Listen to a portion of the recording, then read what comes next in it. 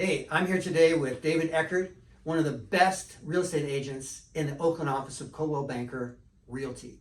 David, good morning. Good morning. He has the secrets about real estate in the East Bay Hills. There are no secrets in real estate. You just have to dig a little bit deeper to find the unturned rocks. Well, we're going to look under a few of those rocks today. And the first question I have for you, David, is do you like to buy low and sell high? Oh, I love to buy low and sell high. And I realize that that's a lot easier said than done. What do you mean? So, buying low and selling high involves timing the market. And everybody knows that that's a difficult thing to do. If you're going to time the market and you do it successfully, there is some luck involved in that. We want to take luck out of the equation. And, we want to be an investor. What do we do? Well, we realize that we're not always going to be successful in buying low and selling high. And we try to organize our strategy around the idea that maybe we're going to sell low and buy low, and we're also sometimes going to sell high and buy high. Right. And each one of those has pitfalls and benefits. Okay, well, let's talk about the pitfalls and benefits of selling low and buying low. Okay, so selling low and buying low is probably the next best thing to buying low and selling high. And the reasons for that is that, let's imagine for a second you own a home or you own an investment property and it's worth $1 million. Now, a lot of people in a down market, let's say 20%, and that can happen. We've all seen that happen in California. Right. So you own a $1 million property, and within a 6-month time period, it goes from $1 million to $800,000. Ouch. There are a lot of people who would sit on their laurels and say, I'm not going to sell until it goes back up. Right, right. Well, that could be a big mistake. Why? Okay, so if your property goes from $1 million to $800,000, and you want to take that money and buy more real estate with it, right?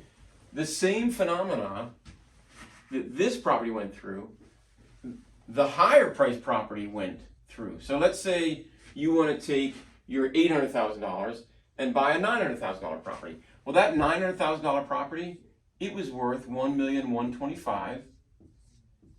And if all percentages are the same, then all of a sudden that $1,125,000 property, now it's only worth $900,000. Because it went down 20%? Yes, okay. Exactly. So you really, truly weren't that harmed. Right. Well, say more about that. As a matter of fact, not only were you not harmed, you might even save a little bit of money. How so? Okay, so if you sold this property for $1 million, let's say you had the foresight to say, oh my goodness, I better sell because it's a high point. Well, okay, take your $1 million from that sale and let's multiply it by 8%, which is a pretty normal transactional cost in any real estate transaction. Well, your real estate costs in that case, $80,000. That is a lot of money. Yeah, that's a lot of money.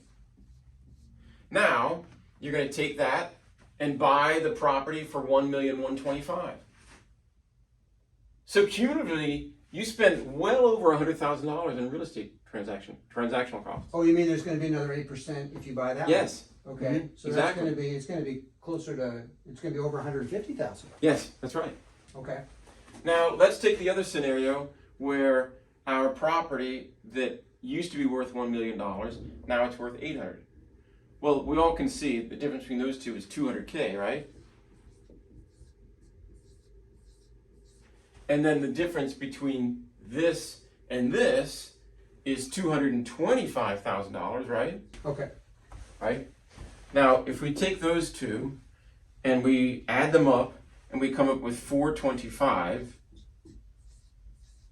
which is the total difference between this number and that number and this number and that number, then we're actually saving that amount in the 2 times 8% in the two real estate transactions. So about 40,000, just under $40,000. Yes, we saved $40,000 in transactional costs. Wow. Okay. All right. So selling low and buying low is actually a pretty good deal. Yeah. It is a pretty good deal when you think about it that way. Is this a residence or is this an investment property?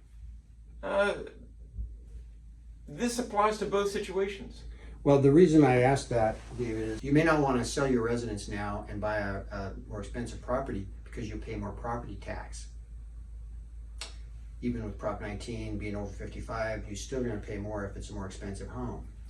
If it's an investment property, what about that? You do a 1031 exchange, but now what?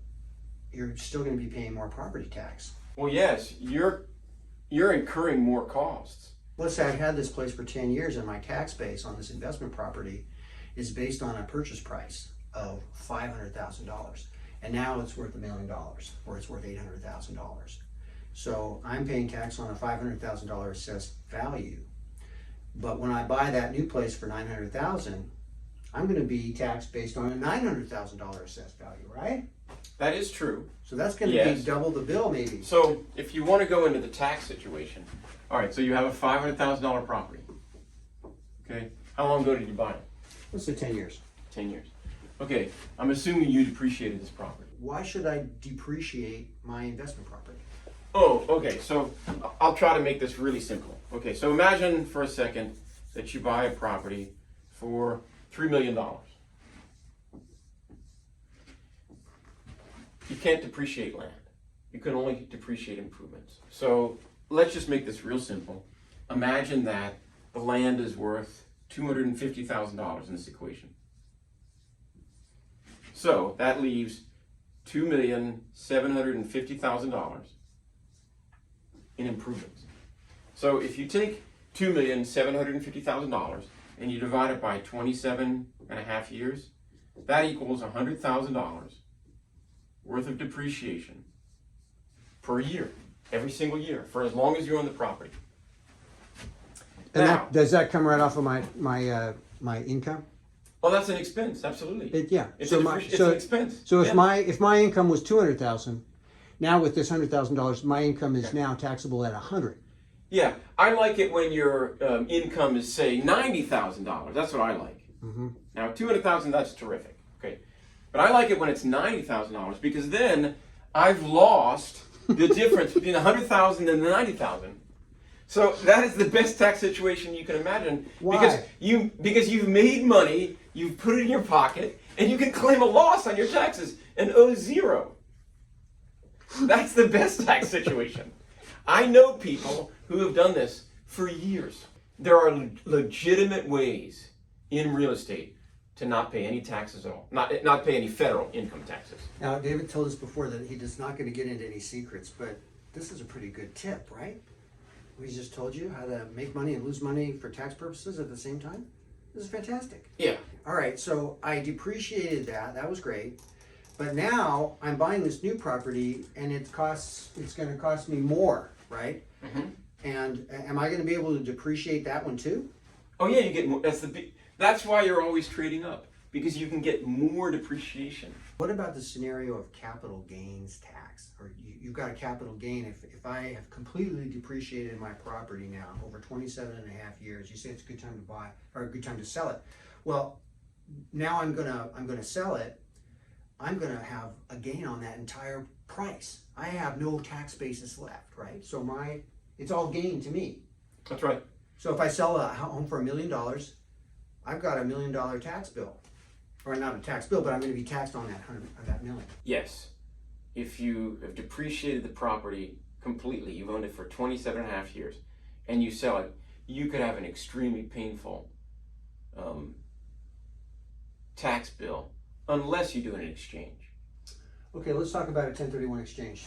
So an exchange allows you to sell your income property. You work with an accommodator, and all of the proceeds from that sale, less debt costs and everything else, go into the exchange accommodator's account, and then you typically have 45 days to identify a property of equal or greater value, and you have 180 days to close that real estate transaction. And those two time periods run in parallel. And if you successfully complete that purchase, then all of your gain, you've just deferred it. You don't have an immediate tax burden. Okay, so you gotta pick the new property in 45 days from the closing of the first sale, is that right? From the close, yes, that's right. Okay, and then you've gotta buy a new property, a replacement property, within 6 months. That's the That's 180 right. days. Mhm, Okay. that is right. So that's kind of like a little bit of a time crunch there, right? Oh, you're running around like a chicken with your head cut off. Absolutely. Okay, all right. Yeah. But the benefit is that at the end of the day, if you buy an equally valuable property, you have the same tax base that you had before, or you don't have any taxable gain at all. Well, you do have a taxable gain, but you've deferred it. You've postponed it. Ah, okay. So It doesn't disappear. It runs with you until you die. yeah. Now, once you die, yes, as per the code right now, Well, it disappears. and so now we kind of took a little detour off into the weeds of taxes, property taxes, and income taxes and depreciation. This is fantastic. But now let's go back to the scenario where I bought high and I sold high. We did low and low. Now let's do high and high. Yeah, selling high and buying high, that's the worst of the three. If you do decide to sell high and buy high, make certain there's some other intrinsic reasons for doing that. Like, you've depreciated the property completely. Let's say you've owned it for 27 and a half years and you have no depreciation whatsoever.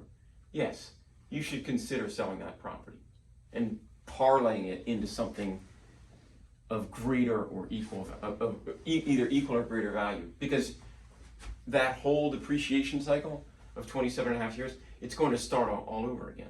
Well, great. Thank you so much, David Eckert, for telling us these things. Thanks very much for having me.